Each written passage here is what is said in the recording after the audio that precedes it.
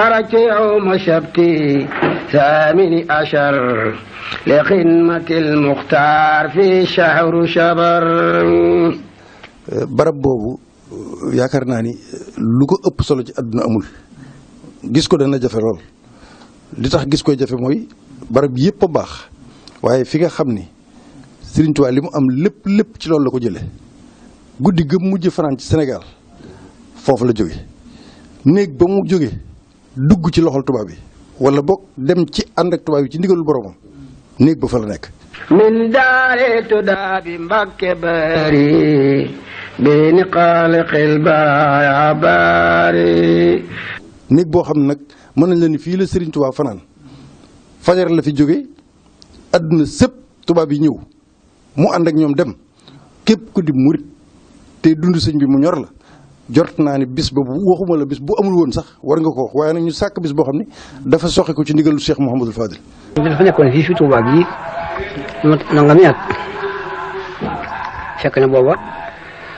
nekk na fi waaye teewul boobu dafa bëgg a dem rek wéeti bu jàmm boromam Jolof nag mu dem fa foofu Mbacke Bari boobu yi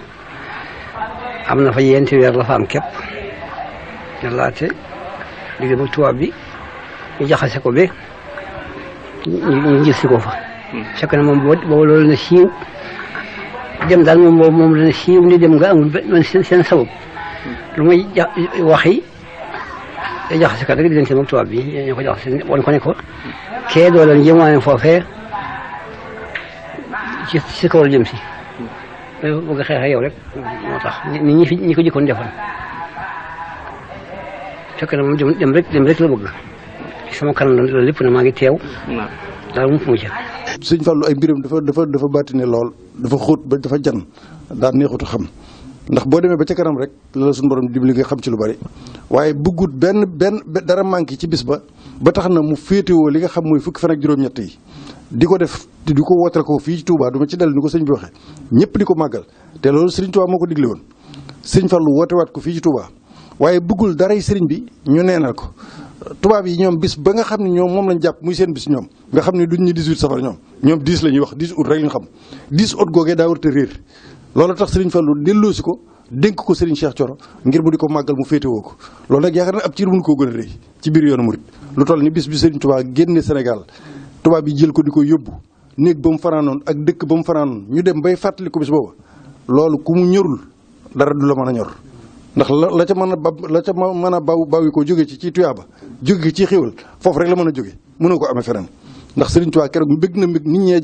njàqare lool ak tiit ngir ñeewante rek waaye keroog Serigne Touba mbég moomu am foo ko teg ko weesu na ko ndax xam ne loolu rek moo ko mënoon may li mu am kon rek yaakaar naa ni képp ku dib taalibe képp ku dib julit Mbacke Bari le 10 août 1895 la woon Mbacke Bari le 10 août 2019 képp ku ko yàlla man loo war ngaa fexe ba teg fa sab tànk ñi nga xam ne ñoo koy saytu itam nga jàppale leen ca liggéey ba te xam ne liggéeyu Sëñ Tuubaa la ndax kenn defalul kenn dara lépp Sëñ Tuubaa lañ koy defal kon bis boobee yaakaar naa ni ku ne war ngaa dem ci néeg ba sukk fa rek xool ni fii la Sëriñ Tuubaa fanaanoon bi mu xëyee la dem ci géej gi loolu nag yaakaar naa dara mënu koo gën a rëy. xarajtu yawma sabti 18 li xidmatil muxtaar fi shahru shabar.